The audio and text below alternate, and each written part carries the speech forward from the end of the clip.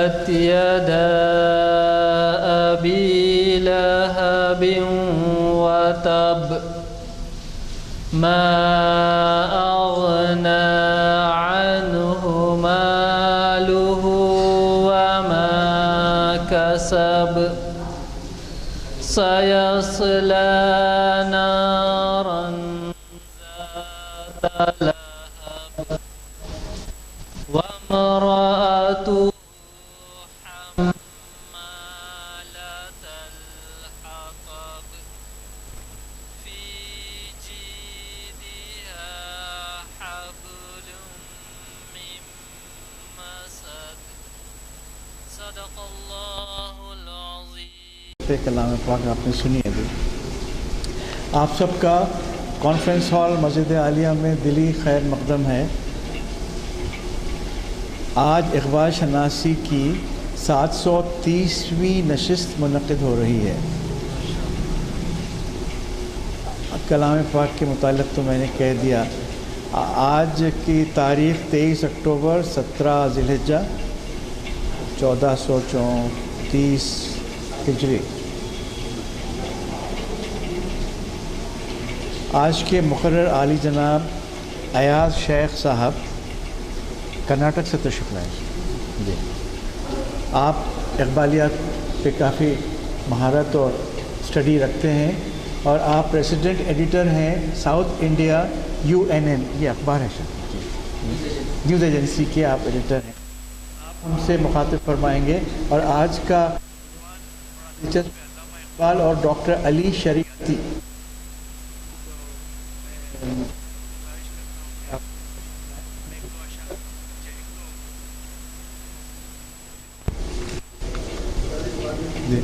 اشعار کے کچھ ورڈز کو کریکشن کر دینا کہ میں کتاب ہی نہیں ہے سر. زمرے لا يحزنوا کر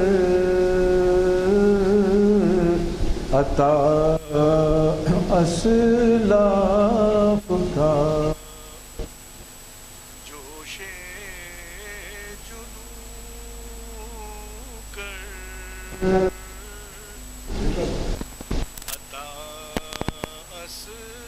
اسلاف کا جوش جنو کر عطا اسلاف کا جوش جنو کر شمار زمرے لا يحزنوا کر شمار زمرے لا يحزنوا کر عطا اسلاف کا خرد کی گتھیاں سلجھا چکا میں خرد کی گتھیاں سلجھا چکا میں میرے مولا مجھے صاحب جنو کر میرے مولا مجھے صاحب جنو کر عطا اسلاف کا جوش جنو کر شما شریک زمرے لا يحزنوا کرتا. مجھے پہلے ہی یہ بتا دینے دیجیے کہ مجھے بڑی مسرت ہے کہ عین بارش میں ہماری اثر ہوئی، جماعت اثر کی، اور اس کے بعد اب بھی جو ہے اس کا سلسلہ جاری ہے. لیکن اقبال کے شیدائی جو ہر محفل میں کم از کم ساری کرسیاں بھر جاتی ہیں، آدھے تو موجود ہیں، باوجود اس کے کہ ایسی بارش ہو رہی ہے اور اس میں بہت سے لوگوں کو سہولتیں نہیں ہیں. آپ جیسے واقف ہیں اس مسجد کے ارد گرد کوئی مسلم آبادی نہیں ہے، اور یہاں پر جو بھی لوگ جمع ہوتے ہیں وہ کاروباری یا دفاتر کے یا دور سے آنے والے. اب دور سے آنے والوں میں کیا بتاؤں، ایک شیدائی ہمارے پاس ڈاکٹر شمشاد کی ہے جو آپ کو اندازہ نہیں ہے، یہاں سے 25 کلومیٹر 30 کلومیٹر سے آتے ہیں. صحیح ہے ڈاکٹر صاحب، 30 ہے کلومیٹر، 30 کلومیٹر ہے 25. اب آپ اندازہ لگائیے کہ ہماری کتنی ہمت افزائی ہوتی ہے کہ ایسے موقع کے اوپر ہم ان لوگوں کو جو بہت ریگولر آتے ہیں دیکھ کر خوش ہو جاتے ہیں. حضرات، ہمارے درمیان آج جو نیاز شیخ صاحب ہیں، نیاز الشیخ، یہ جو ہے ہماری محافل کے شیدائی رہے ہیں، اور انہوں نے ہمارے کئی محافل میں گلبرگہ سے آ کر اور ہوٹل میں خیام پذیر ہو کے پھر یہاں محفلوں میں شرکت کی، اور وہ ہمارے ایمبیسڈر کی حیثیت سے کئی جگہوں پر ہمارے چرچے کرتے رہتے ہیں. چنانچہ کرناٹک اور دیگر مقامات پر ہمارا تعارف انہوں نے کروایا ہے. اور یہی نہیں، ابھی آپ نے جیسا سنا کہ وہ ایک سینئر صحافی ہیں، اور ان کے جو کچھ مطبوعات ہیں، جو کچھ ان کے رسالے ہیں، میگزینز ہیں، اخبار ہیں، ان سب میں آپ حضرات کے ذوق و شوق کا ذکر ہوتا ہے. چنانچہ اس مسجد میں جو 17-18 سال پہلے کا، ابھی آپ سے کہا گیا کہ 730 بھی محفل ہیں. آپ اس سے اندازہ لگائیے کہ ایک سال میں 450 ہوتے ہیں، ایک سال میں 45 ہفتوں میں 450. تو اب اس کے 450 کے لحاظ سے دیکھ لیجئے 730 محفلوں کے معنی کیا ہے.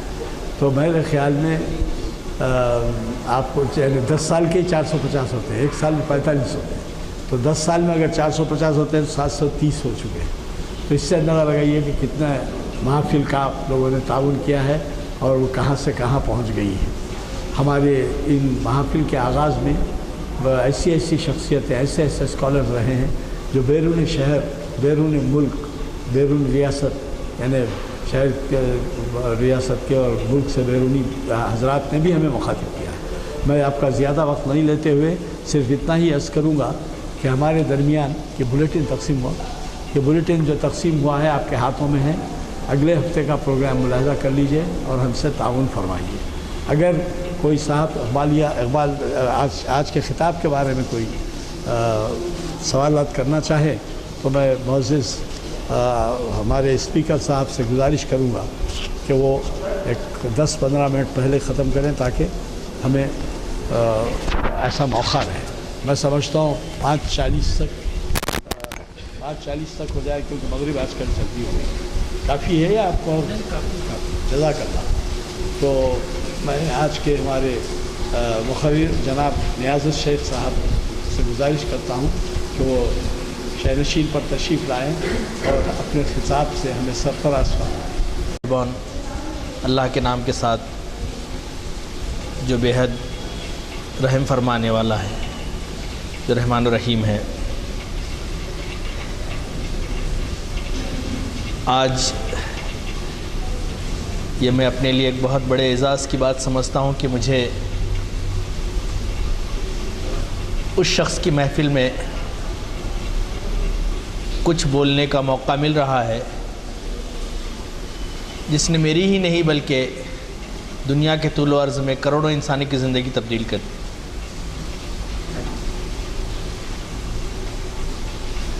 بارش کا سلسلہ بھی تھا اور کافی دور بابا نگر میں قیام پذیر ہوں، تو وہاں سے آنے میں لیکن بات کسی اور کی ہوتی اللہ اور اس کے رسول کے بعد تو شاید میں فون کر کے معذرت کر لیتا، لیکن بات اقبال کی تھی جس نے ہمیں یہ سبق دیا کہ طوفانوں، بارش تو چھوڑیے، طوفانوں سے بھی لڑنا سیکھیں ہیں، اور ہم کس طرح سے یہ گوارہ کر سکتے تھے کہ میں نہ آؤں۔ میں سب سے پہلے تو شکریہ ادا کروں گا،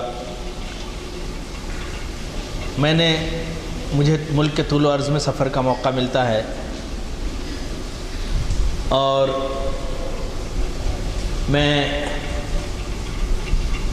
الحمدللہ مجھے موقع ملا کہ میں کشمیر سے کنیا کماری اور کلکتہ سے گجرات تک مختلف شہروں کا دورہ کروں، ملوں، لیکن اقبال کا ایسا شیدائی جیسے کہ ایڈوکیٹ یزدانی صاحب ہے، مجھے کہیں نہیں ملا۔ اور مجھے یہ بتاتے ہوئے مسرت ہو رہی ہے کہ اقبال کے جائے پیدائش لاہور میں بھی یا پنجاب میں بھی، پاکستان میں بھی، جسے وہ اپنا شاعر مانتے ہیں، اقبال کے لیے اتنی نشستیں منعقد نہیں ہوئی جتنی یہاں ہوئی ہیں۔ یہ ایک بہت بڑے اعزاز کی بات ہے۔ میں ہندوستانی نہیں کہہ رہا ہوں، مکمل ایک صحافی کے حیثیت سے مکمل ذمہ داری سے کہہ رہا ہوں۔ اللہ جزائے خیر دے۔ اقبال کے شاہین کا جب تصور آتا ہے تو ایڈوکیٹ صاحب پھر سامنے آ جاتے ہیں، اللہ ان کو۔ اور جب ہم علی شریعتی کے، اگر آپ فارسی آتی ہے، بلکہ میں درخواست کروں گا ایڈوکیٹ صاحب سے، جو کہ ہمارے رہبر بھی ہیں، بزرگ بھی ہیں، بلکہ بزرگ کہنا مناسب نہیں ہے، ہی از ینگر دین می، اپنے جذبات، احساسات اور گرمی جوش سے۔ تو میں ان سے درخواست کروں گا کہ اقبال کا چونکہ زیادہ تر کلام فارسی میں ہے، جس ملک کے لوگ غلامی پر رضامند ہوں ان کو چھوڑ کر انہوں نے فارسی میں لکھنا شروع کیا، اور اس کا نتیجہ یہ ہوا کہ ایک پورے ملک میں انقلاب آ گیا۔ امام خمینی نے کہا تھا کہ ہمارا انقلاب اقبال کی فکر کا مرہون منت ہے۔ تو آپ جانتے ہیں کہ ان کے اشعار سے انقلاب آ گیا۔ تو میں یہ درخواست کروں گا کہ فارسی سیکھنے کا بھی نظم یہاں پہ کچھ ہونا چاہیے تاکہ ہم اقبال کی شاعری کو سمجھ سکیں۔ تو ڈاکٹر علی شریعتی کے سلسلے میں میں کہہ رہا تھا کہ ہو سکتا ہے کسی کو اختلاف ہو، لیکن آپ کا جو رول ایران کے اسلامی انقلاب میں ہے وہ بہت بنیادی ہے۔ بلکہ ڈاکٹر علی شریعتی کے بارے میں ایک ایرانی مفکر لکھتے ہیں کہ وہ پائے میں دبنے والا وہ پتھر ہے جو نظر نہیں آتا، لیکن جس کی بنیاد پہ ساری عمارت کھڑی ہوتی ہے۔ تو ڈاکٹر علی شریعتی کا وہی مقام ہے جو علامہ اقبال کا ہندوستان میں ہے۔ اور سب سے اہم بات یہ کہ ڈاکٹر علی شریعتی اپنی ساری کی ساری فکر کو کہتے ہیں کہ یہ اقبال کا ماخذ ہے، میں نے اقبال سے سیکھا۔ بلکہ وہ لکھتے ہیں ایک جگہ کہ قرآن و سنت کے بعد اگر کسی چیز نے مجھ میں تبدیلی پیدا کی تو وہ کلام اقبال ہے۔ بلکہ کلام اقبال ڈاکٹر علی شریعتی کا اوڑھنا بچھونا تھا۔ آپ اندازہ کر سکتے ہیں، اگر آپ ان کی زیادہ تر انہوں نے تقریریں کی ہیں اور اس کا فارسی میں بلکہ اب انگلش میں بھی ترجمہ ہوا ہے، اور ایک دو ان کی تقاریر کا ترجمہ اردو میں بھی ہو چکا ہے، اقبال و ماں، اقبال اور ہم کے عنوان سے، اور اسی طرح سے ایک قرآن پہ بھی ان کی ایک بہت اچھی تقریر ہے، فکر قرآن علامہ اقبال کی روشنی میں، افکار کی روشنی میں، بہت اچھی ان کی ایک تقریر ہے جس کا کتابی ترجمہ کشمیر سے شائع ہو چکا ہے۔ تو میں تھوڑا سا تعارف ڈاکٹر علی شریعتی کا کرا دوں تاکہ آپ کو اندازہ ہو کہ جہد مسلسل کرنے والے لوگ کس طرح کے ہوتے ہیں۔ وہ ہاتھ پہ ہاتھ دھرے خاموش بیٹھنے والے لوگ نہیں ہوتے، منتظر فردا نہیں ہوتے، بلکہ وہ اپنی ذات میں خود انقلاب پیدا کرتے ہیں۔ ڈاکٹر علی شریعتی 1933 سے پیدا ہوئے، یعنی کہ جس وقت علامہ اقبال کا انتقال ہوا ہوگا 1937 میں، تو اس وقت وہ تقریباً 4 سال کے ہوں گے۔ اور ڈاکٹر علی شریعتی خراسان کے ایک دور دراز قصبے میں ایک پسماندہ علاقے میں پیدا ہوئے۔ آپ کے والد اس دور میں، آپ کے دادا جو تھے بہت اچھے عالم دین تھے، شیعہ فقہ جعفریہ کے، اور آپ نے بہت آپ کی فقہ میں اور فلسفے میں بہت خدمات ہیں، اور انہی خدمات کو دیکھتے ہوئے ایران کے جو بادشاہ تھے اس وقت شاہ قاجار، انہوں نے انہیں طلب کیا کہ وہ آئیں، تہران آئیں اور وہاں پہ مدرسے میں تعلیم دیں۔ آپ کے والد جو تھے وہ محمد تقی شریعتی یہ تھے، یہ بھی ایک عالم دین تھے اور انہوں نے بھی بہت دین کی خدمت کی ہے اور یہ بھی فلسفے کے استاد تھے۔ لیکن ڈاکٹر علی شریعتی جب پیدا ہوئے تو انہوں نے خاندانی روایات کے برعکس تعلیم کے رخ کو دوسری طرف کر لیا اور آپ نے روایتی خاندانی جو تعلیم تھی فقہ اور فلسفے کی بجائے انہوں نے جدید تعلیم کو اپنے لیے پسند کیا۔ ابتدائی تعلیم ان کی وہیں ہوئی اور اس کے بعد وہ پھر مزید تعلیم کے لیے مشہد یونیورسٹی چلے آئے۔ آپ نے سب سے پہلی کتاب اپنے کالج کے زمانے میں لکھی جو حضرت ابو ذر غفاری رحمۃ اللہ علیہ کے بارے میں، ایک صحابی رسول ہیں اور عام طور پہ یہ کہا جاتا ہے کہ ایک مخصوص فرقے کے لوگ صحابہ کے تعلق سے، لیکن ڈاکٹر علی شریعتی کا شمار ان لوگوں میں ہوتا ہے جنہوں نے اصلاح کی اور اتحاد کی بہت زبردست کوشش کی تاکہ یہ دو فرقے جو ایک چھوٹے سے اختلاف کی وجہ سے الگ ہو گئے ہیں یہ ایک ہو جائیں۔ اگر آپ ان کی فارسی کتابوں کا مطالعہ کریں، فارسی تقاریر کا مطالعہ کریں تو آپ کو پتہ چلے گا کہ بہت بڑی خدمات ہیں۔ میرا یہ موضوع نہیں ہے، میں صرف آپ کو بیان کرتا چلوں کہ پھر وہ ان کی پہلی کتاب حضرت ابو ذر غفاری رحمۃ اللہ علیہ کے بارے میں تھی۔ اس کے بعد پھر وہ وہاں سے مشہد یونیورسٹی گئے اور وہاں پہ انہوں نے سوشالوجی میں اپنا داخلہ لیا، سماجیات یا عمرانیات جسے کہتے ہیں، اور یہاں انہوں نے یہاں ایک ہی سال بعد ان کی شادی ایک ڈاکٹر قرآن شریعت نام کی ایک خاتون سے ہوئی جو کہ خود بھی ایک سوشالوجی کی ایک بہت اچھی اور بہت اچھی ریسرچ اسکالر تھی اور یہاں انہوں نے پڑھنا شروع کیا۔ ایک بات کا خیال رکھیے، علامہ اقبال جو تھے وہ جامد علم کے قائل نہیں تھے بلکہ ان کا علم انہیں تحریک پہ ابھارتا تھا۔ آج کل کتابوں کے انبار لگے ہوئے ہیں، معلومات کا خزانہ ہے، لیکن کوئی تحریک پیدا نہیں ہوتی کہ وہ اٹھیں اور دنیا کی تبدیلی کے لیے کچھ کریں۔ جیسے کہ علامہ اقبال کے کلام سے ہمیں یہ معلوم ہوتا ہے کہ کرے میں کتب بننے کی بجائے، علم کا انبار بننے کی بجائے اس علم کو عمل کے ذریعے سے سماج میں تبدیلی لانے کے لیے استعمال کیا جائے۔ بہرحال تو انہوں نے وہاں پر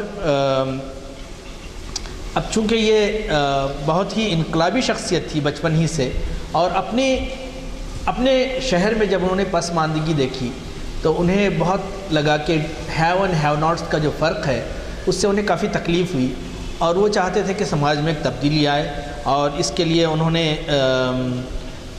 ایک چھوٹی سی تحریک اپنے دور میں شروع کی تھی، اور اس کے بعد جب وہ مشہد پہنچے تو وہاں پہ یہ دور وہ تھا جب ڈاکٹر مصدق جو تھے انہوں نے امریکہ کی خلاف بغاوت کی تھی اور ایران میں وہ وزیر اعظم تھے، لیکن بعد میں صفوی خاندان نے کسی طرح سے امریکہ سے مل کے سازش کر کے وہاں اپنی حکومت بنا لی تھی۔ میں جانتا ہوں کہ بہت ہی خشک باتیں میں کر رہا ہوں لیکن یہ ضروری ہیں کیونکہ الحمدللہ ایڈوکیٹ یزدانی صاحب کی کوششوں سے اور ہمارے بھائی کی کوششوں سے الحمدللہ یہ پروگرام نہ صرف آپ سن رہے ہیں بلکہ ساری دنیا کے ہزاروں اور لاکھوں لوگ اسے دیکھتے ہیں یوٹیوب کے ذریعے۔ یوٹیوب پہ مسجد عالیہ کا اپنا ایک چینل ہے جس کے ذریعے سے، اور خاص بات یہ ہے کہ مبارکباد مجھے ملتی رہتی ہے جو میں پہنچاتا رہتا ہوں حضرت کو، تو میں ان لوگوں سے مخاطب ہوں۔ تو میں یہ کہہ رہا تھا کہ وہاں پہ ان کی ملاقات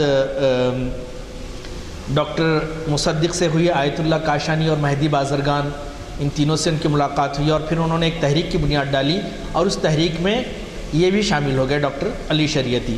اور اس کے نتیجے میں ظاہری بات ہے کہ آپ جب کچھ کام کریں گے، آپ کے نزدیک کچھ انقلابیت آئے گی تو اس کا نتیجہ یہ ہوگا کہ وہ خاموش نہیں بیٹھے گا باطل، اور باطل نے یہی کیا کہ انہیں اور ان کے والد کو گرفتار کیا اور آپ کو تقریباً 8 مہینے کی سزا ہوئی۔ یہ پہلی گرفتاری تھی۔ عام طور پر یہ سمجھا جاتا ہے کہ ہماری بات اس طرح کی ہو کہ سامنے والا سمجھے اور پھر ٹھنڈے پیٹوں برداشت کرے۔ میرے خیال میں یہ ممکن نہیں ہے۔ اگر انقلابی آدمی ہے تو رد عمل بہت ضروری ہے، اور اگر رد عمل نہیں ہو رہا ہے تو یہ سمجھیے کہ اس نے ہماری بات سمجھی نہیں۔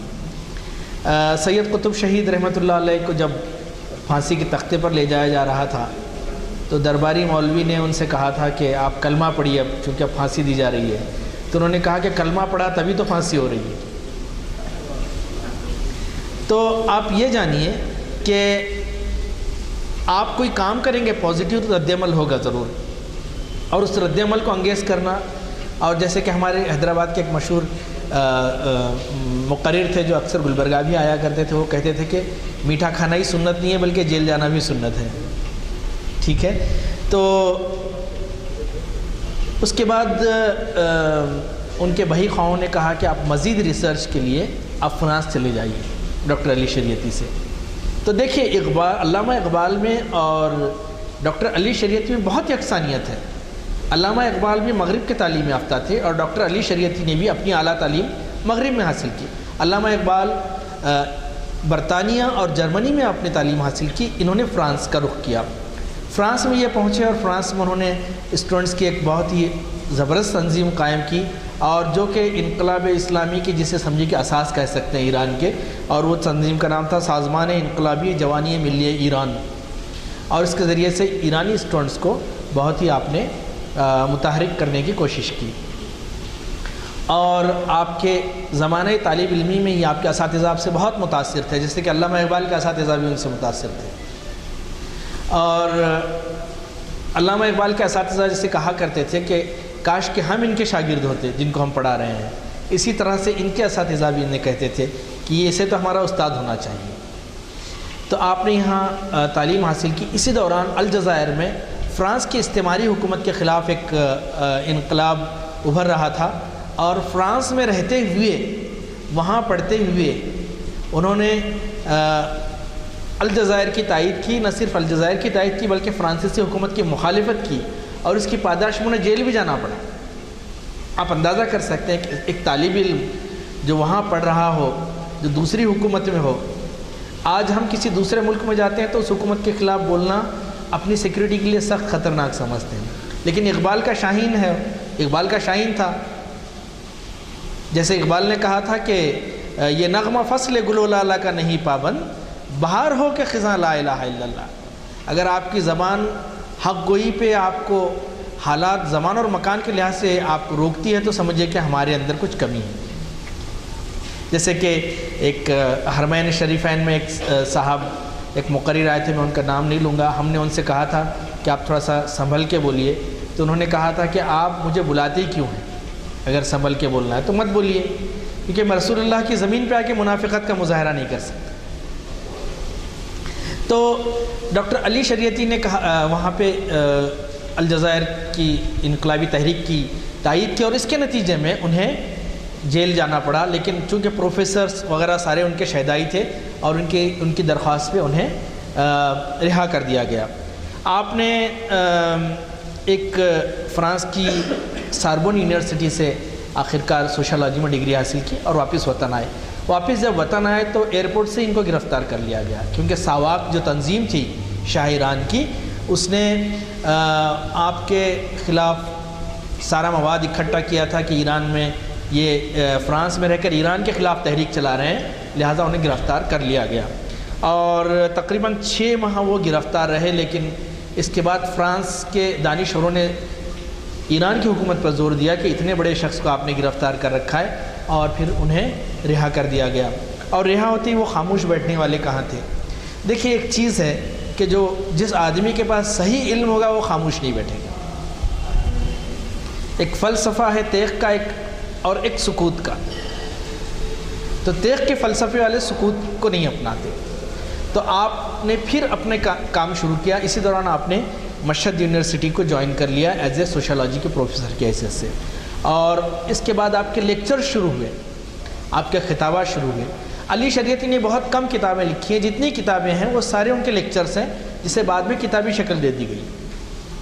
آپ کے لیکچرز اتنے زیادہ مشہور تھے کہ لوگ دور دراز مقام سے، جیسے کہ یہاں پہ محفل سجائی ہے ایڈوکیٹ صاحب نے، اسی طرح سے محفل سجائی جاتی تھی جہاں آتے تھے۔ اس دوران ایک بہت انقلابی تبدیلی آئی کہ جس کی وجہ سے اسلامی انقلاب ایران کی راہ ہموار ہوئی، وہ تھی کہ تہران میں ایک مدرسہ تھا، اس مدرسے کا نام مدرسہ حسینیہ ارشاد تھا۔ یہ مدرسہ آیت اللہ مطہری اور دوسرے لوگوں نے مل کے قائم کیا تھا، اور اس مدرسے میں اس مدرسے میں ڈاکٹر علی شریعتی کے لیکچرز کی سیریز شروع ہوئی. شاید اسی طرح کا وہ بھی ماحول تھا جیسے یہاں ہے.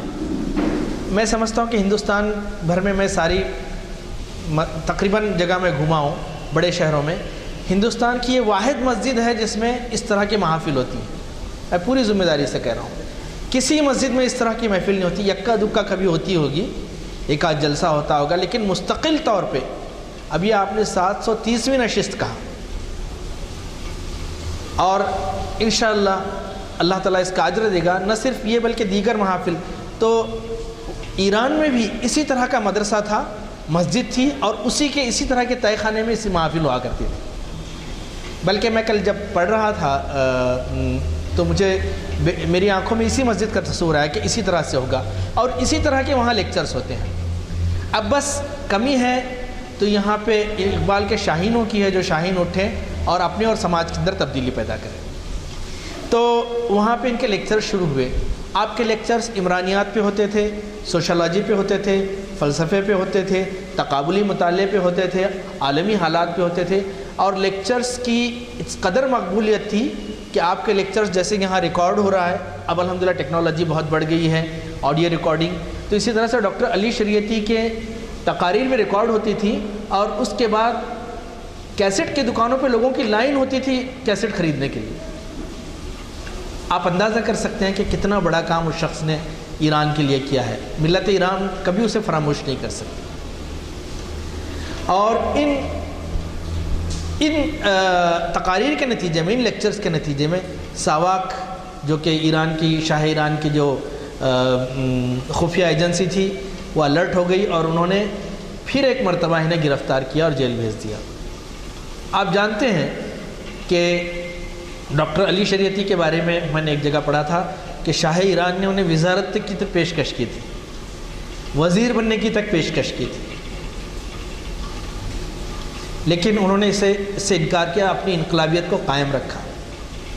اور نتیجہ یہ ہوا کہ آپ کو پھر قید و بند کی صحبت نصیب پڑی. ہم اگر یہ چاہتے ہیں کہ ہمیں خراش تک نہ آئے اور ہمارے اندر تبدیلی پیدا ہو, یہ ممکن نہیں ہے. میں یہ نہیں کہتا کہ ہم سب کو جیل جانا چاہیے, اللہ نہ کرے. اللہ تعالیٰ سے ہمیشہ عافیت مانگنی چاہیے, کبھی آزمائشوں کی تمنا نہیں کرنی چاہیے, لیکن اپنے آپ کو دین کے لیے مصیبتوں میں تو مبتلا مصیبتیں آتی ہیں دین کے لیے, تو کم سے کم اپنے اندر ہم وہ جذبہ تو پیدا کریں کہ دین کی ان مصیبتوں کو ہم گوارا کریں. تھوڑی سی مصیبتیں آتے ہی ہم واویلا شروع کر دیتے ہیں, اللہ سے نالے شروع ہو جاتے ہیں کہ پتہ نہیں ہمارے ساتھ یہ ہو گیا اور یہ ہو گیا اور یہ ہو گیا, اور دیکھو دوسرے لوگ. مسلمانی کا مطلب ہی ہے, مسلمان کا مطلب یہ ہے کہ اسے آزمائشوں سے گزرنا ہے, کیونکہ جنت فری میں اللہ تعالیٰ دینے والا نہیں ہے. اس نے دیکھا ہی نہیں ہے تم میں کہ جہاد کرنے والے کون ہیں, اللہ کی راہ میں جد و جہد کرنے والے کون ہیں, اور گھر بیٹھے رہنے والے کون ہیں. تو بہرحال تو ساواک نے انہیں پھر ایک مرتبہ گرفتار کر لیا, اور اس کے بعد آپ کا دل کافی بھر گیا تھا اور آپ پہ آزمائشوں کا سلسلہ شروع ہوا, یہاں تک کہ ان کے والد کو بھی پھر گرفتار کیا گیا. تو آپ نے اس کے بعد یہ فیصلہ کیا کہ میں اب یہاں نہیں رہوں گا, بلکہ ملک سے باہر رہ کر اپنا کام کروں گا.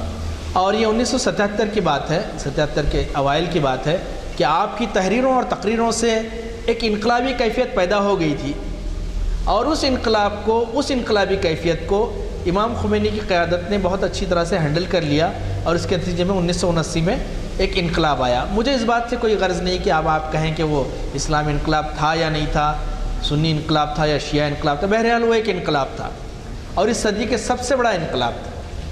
اور یقیناً میں سمجھتا ہوں کہ جو اللہ اکبر کے نعرے کے ساتھ آئے وہ انقلاب ہے, اسلامی انقلاب ہے. ہو سکتا ہے کہ ہمیں ان سے اختلاف ہو فقہی بنیاد پہ, اب اس کا موقع نہیں ہے. تو ایک انقلاب آیا. اس دوران وہ 1977 میں لندن چلے گئے اور وہاں انہوں نے کام شروع کیا. پھر ان کا ارادہ ہوا کہ اچھا یہ ایک خاص دیکھیے کہ آج کے حالات سے میں تقابل کرتا ہوں ڈاکٹر علی شریعتی کا, تو وہی مسئلہ نظر آتا ہے کہ وہاں بھی پاسپورٹ نہیں مل رہا تھا ان کو, ہر بار پاسپورٹ کے لیے انہیں جد و جہد کرنی پڑی. ابھی میری ملاقات ایک لڑکے سے ٹرین میں آتے وقت ہوئی تھی, وہ کہہ رہا تھا کہ پاسپورٹ کے لیے کتنی بار انکوائری ہوتی ہے, کیا ہوتی ہے. تو یہ ہمارے لیے تکلیف نہیں ہے بلکہ ہمارے درجات بلند کرنے والی چیز ہے. اگر مسلمان سمجھ کے ہم ستائے جا رہے ہیں تو ہمارا درجہ بلند ہو رہا ہے اللہ کے نزدیک، اور اللہ سبحانہ تعالیٰ اسے نوٹ کر رہا ہے۔ اللہ تعالیٰ اسے نوٹ کر رہا ہے کہ میری وجہ سے ستایا جا رہا ہے، میرے نزدیک اس کا درجہ ہے الحمدللہ۔ تو ڈاکٹر علی شریعتی کی اہلیہ اور بچوں کو بالآخر پاسپورٹ مل گیا اور آپ نے انہیں بلایا، لیکن پھر ظالم ساواک نے یہ کیا کہ ڈاکٹر علی شریعتی کی اہلیہ کو ایئرپورٹ پہ روک لیا اور بچوں کو جانے دیا۔ جب وہ ایئرپورٹ پہنچے تو اپنے بچے آئے، بچوں کو ریسیو کیا، والدہ نہیں تھی، بچے رونے لگے، بچوں کو دلاسا دیا اور رات بچوں کو لے گئے، کافی دیر تک بات کرتے رہے، لیکن صبح جب اٹھے تو ان کا انتقال ہو چکا تھا۔ آپ جانتے ہیں کہ ایک شخص کس قدر اس کی زندگی، اور یہ انقلاب اور یہ موت بھی کوئی معمولی موت نہیں تھی بلکہ شہادت کی موت تھی۔ ساواک کے ایجنٹوں نے انہیں بتایا جاتا ہے کہ زہر دے کر یا کسی اور چیز سے ہلاک کیا، کیونکہ نہ تو وہ کبھی کسی بڑی بیماری مبتلا تھے، نہ وہ دل کے مریض تھے، نہ ان کے اندر کوئی خرابی تھی۔ تو آپ سمجھ سکتے ہیں کہ ایک شخص مسلسل جد و جہد کی زندگی، کبھی یہاں تو کبھی وہاں۔ اسی لیے علامہ اقبال نے ایسے اشخاص کے بارے میں کہا کہ جہاں میں اہل ایمان صورت خورشید جیتے ہیں، ادھر ڈوبے ادھر نکلے، ادھر ڈوبے ادھر نکلے۔ یہ ایک جگہ ٹک کے بیٹھنے والے لوگ نہیں ہوتے۔ آسودگی انہیں بہت اچھی نہیں لگتی، بلکہ یہ اپنے مقصد کے لیے ہماتن جد و جہد کرتے ہیں۔ آج اقبال کے بارے میں اور ڈاکٹر علی شریعتی کے بارے میں، بلکہ دونوں کے لیے رحمۃ اللہ علیہ کے لفظ استعمال کرنا چاہیے۔ میں یہ آپ کے سامنے دو I am not qualified enough to speak about them, اور پھر اردو میں بہرحال آپ کے سامنے گفتگو کرنے کا اتنے دانشوروں کے سامنے موقع مجھے مل رہا ہے۔ لیکن ایک دیباچہ اپنی کتاب کے شروع میں ڈاکٹر علی شریعتی نے خود لکھا ہے، میں اسے پڑھ کے سناتا ہوں اور شاید یہ آپ کو ہی بہت اچھا لگے۔ آپ لکھتے ہیں کہ جب ہم کسی ایسے عظیم انسان کی معرفت حاصل کرتے ہیں جس نے کامیاب و کامران زندگی گزاری ہے، تو ہم اس کی روح کو نہ صرف اپنے جسم میں جلوہ گر کرتے ہیں بلکہ زندگی کے سفر میں بھی ہم اس کے شریک ہو جاتے ہیں، اور یہی چیز ہم کو ایک نئی زندگی عطا کرے۔ تو علامہ اقبال کا اور ڈاکٹر علی شریعتی کا یہ مطالعہ ہم کرتے ہیں تو ان کے افکار کو ہم اپنے اندر سموڑتے ہیں، ان سے ہم استفادہ کرتے ہیں۔ اب علامہ اقبال نے جیسے کہ کہا تھا کہ عرب و عجم کا جھگڑا تو ایک عرصے سے چل رہا ہے، لیکن علامہ اقبال نے بہت ہی اہم چیز کہی تھی کہ عرب کے سوز میں ساز عجم، عرب کے سوز میں ساز عجم ہے، حرم کا راز توحید امم ہے، حرم کا راز توحید امم ہے۔ اور جو آج ویسٹرن انفلوئنس سے مغربی تہذیب کی جو اثر سے آج ہمارے اندر جو چینج آ رہا ہے، جو تبدیلی آ رہی ہے، اس کے بارے میں علامہ اقبال مغربی تہذیب پہ سخت تنقید کرتے ہوئے کہتے ہیں، یہی وحدت ہے اندیشہ غرب، یہی وحدت ہے اندیشہ غرب، یہی تہی وحدت ہے، تہی وحدت سے ہے اندیشہ غرب، تہی وحدت سے ہے اندیشہ غرب کہ تہذیب فرنگی بے حرم ہے۔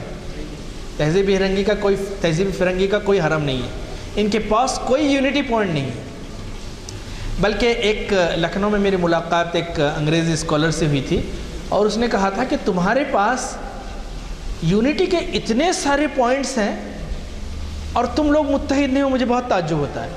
ہمارے پاس تو کوئی پوائنٹ نہیں ہے، ان کے سوائے مادہ پرستی کے مٹیریلزم کے اور کیا پوائنٹ ہے ان کے پاس۔ اب علامہ اقبال کے بارے میں بہت ساری دوسری چیزیں بھی آپ کے سامنے ہیں، میں بہت مزید بیان نہیں کر سکتا۔ ڈاکٹر علی شریعتی اور علامہ اقبال کے درمیان بہت یکسانیت ہے۔ ڈاکٹر علی شریعتی یوں لگتا ہے کہ علامہ اقبال کا پرتو ہے۔ اگر ہم اس بات کے قائل ہوتے، ہماری توحید اگر اجازت دیتی کہ ایک شخص دو جگہ پیدا ہو سکتے ہیں، تو میں کہہ سکتا تھا کہ علامہ اقبال ایران میں پیدا ہو گئے تھے، بلکہ اٹ واز این انکارنیشن اگر میں کہہ سکتا، لیکن میرا مذہب اس کی اجازت نہیں دیتا، بلکہ ان کے افکار ان کے اندر آ گئے تھے۔ اور علامہ اقبال کی جو کلام ہے، آپ سب حضرات جانتے ہیں کہ اردو میں بہت کم ہے اور فارسی میں بہت زیادہ ہے۔ بلکہ ایک ایرانی سے ملاقات ہوئی تھی ایک کانفرنس میں، تو میں نے اس سے کہا کہ ہمارے بہت بڑے شاعر علامہ اقبال کو جانتے ہو؟ تو اس نے کہا کہ وہ تمہارے شاعر نہیں، ہمارے شاعر۔ تمہارے شاعر کب سے ہو گئے ہو؟ تمہارے لیے تو 25% کلام بھی نہیں لکھا، ہمارے نزدیک 75% کلام لکھا اور اس کلام پہ ہم نے عمل کیا اور انقلاب لا لیا. تم نے کیا کیا؟ تمہارے وائس صرف اپنی محفلوں میں گرمی محفل بڑھانے کے لیے استعمال کرتے ہیں ان کے اشعار کو، بلکہ بے دریغ استعمال کرتے ہیں، لیکن ان کی اپنی زندگی میں کوئی انقلاب نہیں. تو کلام اقبال کبیر احمد جائسی مرحوم جو حال ہی میں انتقال ہوا علی گڑھ میں، تو انہوں نے بہت صحیح کہا تھا کہ کلام اقبال جو ہے وہ ڈاکٹر علی شریعتی کا اوڑھنا بچھونا ہے، اور اسی کے ذریعے سے انہوں نے استفادہ کیا.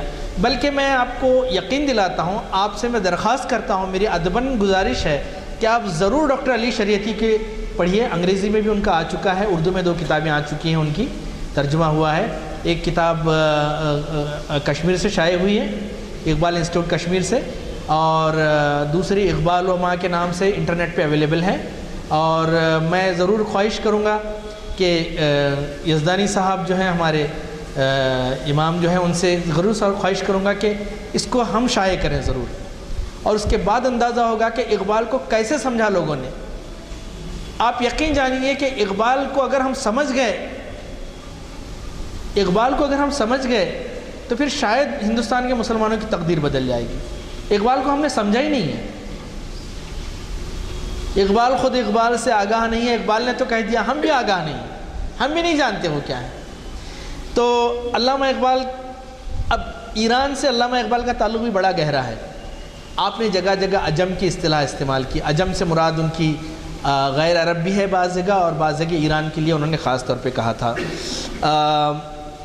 آپ نے ایک جگہ بہت ہی زبردست شعر ایران کے بارے میں کہا تھا، اور وہ شعر آج ایران کے ہر بچے کی زبان پہ ہے.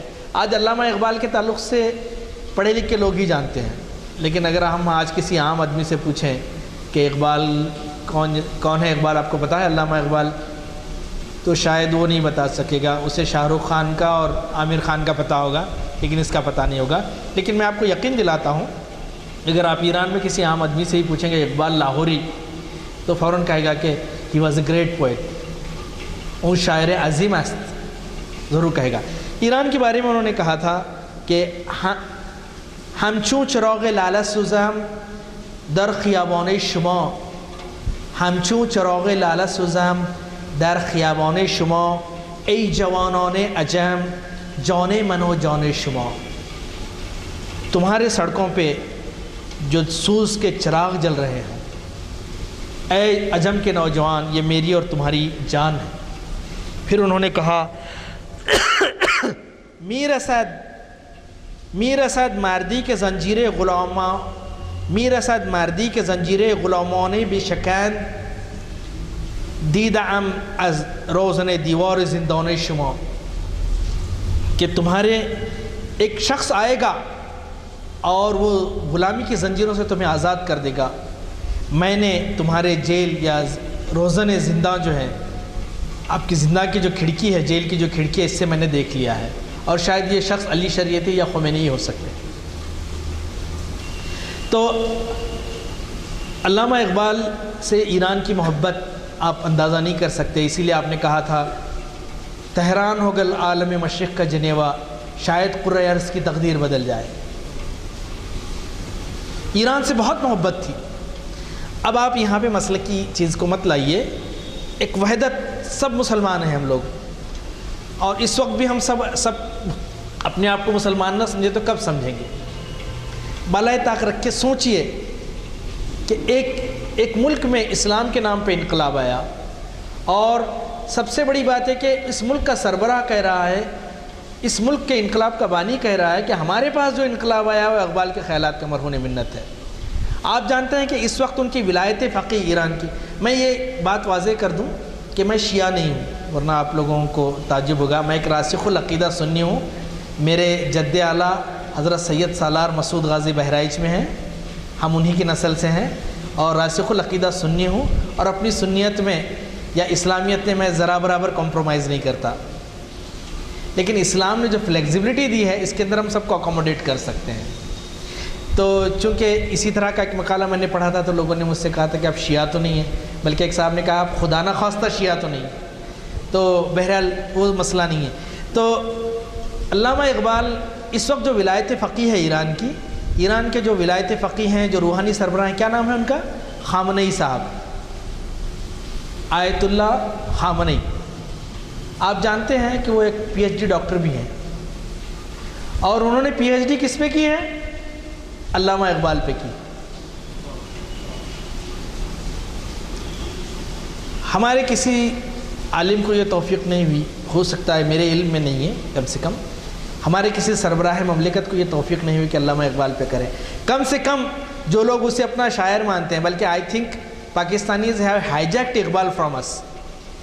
اقبال تو ہمارا تھا، سارے ملت اسلامیہ کا تھا، وہ شاعر پاکستان نہیں ہو سکتا، وہ شاعر اسلام تھا، شاعر عالم تھا، اس کو ہائیجیک کر لیا انہوں نے۔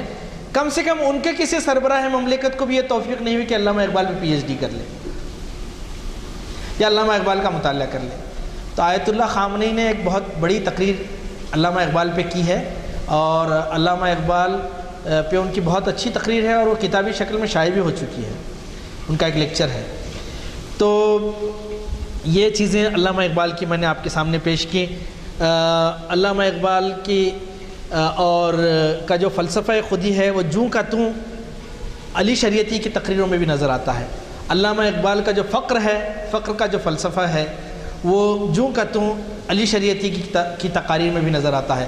علامہ اقبال کے پاس جو غیور، خودداری، شاہین کا جو استعارہ ہے، شاہین کا جو تشبیہ آپ نے دی ہے، اسی طرح کے تشبیہات، بلکہ میں کہہ رہا ہوں کہ کلام اقبال جس نے منظوم پڑھا ہو اور وہ جانتا ہو، اور کلام اقبال کا فارسی کا بھی جس کا مطالعہ ہو، اور اس کے بعد وہ علی شریعتی کو پڑھے، تو اسے ایسا لگے گا جیسے کہ وہ واقعی علامہ اقبال کی دوسری چیز کو پڑھ رہا ہے۔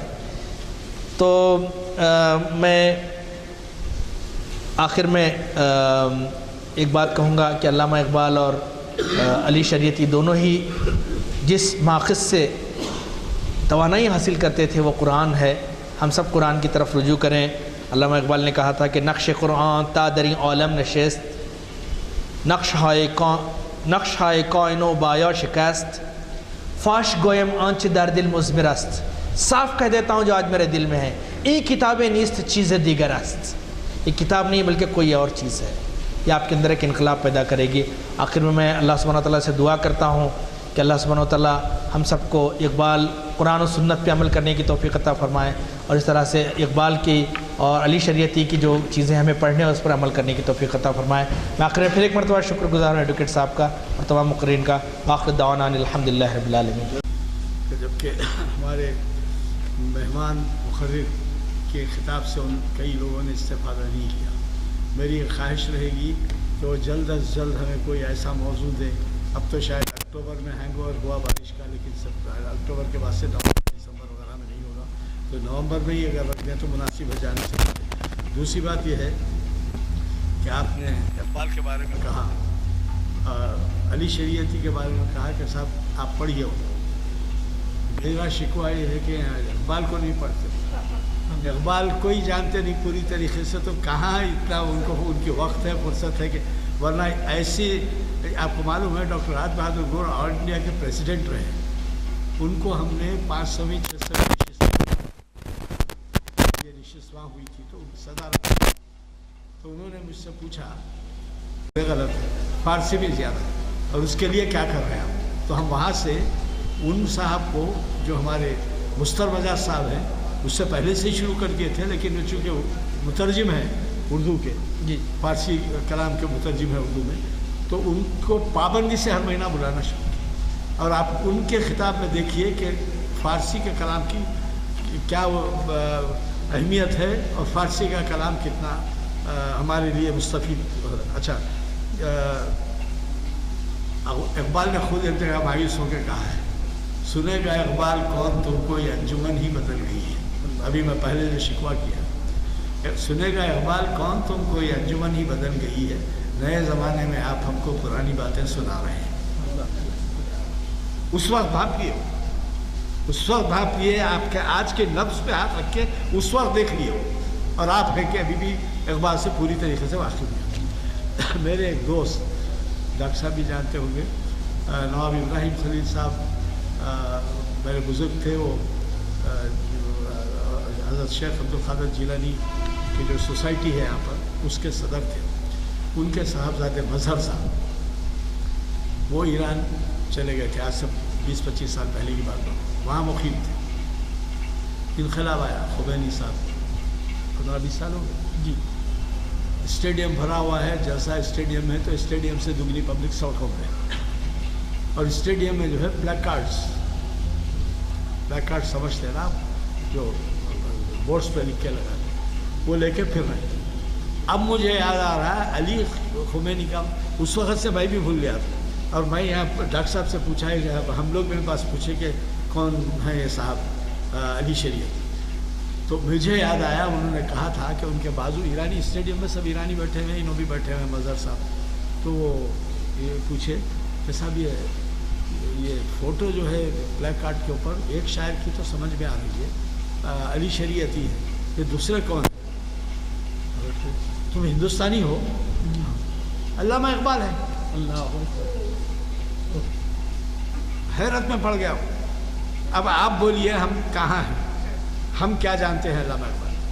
और हम अल्लामा इकबाल को नहीं पढ़ते तो ऐसे शख्स से, ऐसी बुजुर्ग हस्ती से जिन्होंने इतना इस्तेमाल किया है, उसका मुतालिया हमारे लिए कितना ज़रूरी है। और आखिर में मैं ये कह के ख़त्म करूँगा, अल्लामा इकबाल ने एक शेर कहा था, चाहे तुम अफ़गानी भी हो, फला भी हो, ये तो बताओ कि तुम मुसलमान भी हो। आप शिया से भी जिक्र किए, वो पूछते हैं कि तुम अफ़गानी हो, तातारी हो, फला हो, सब।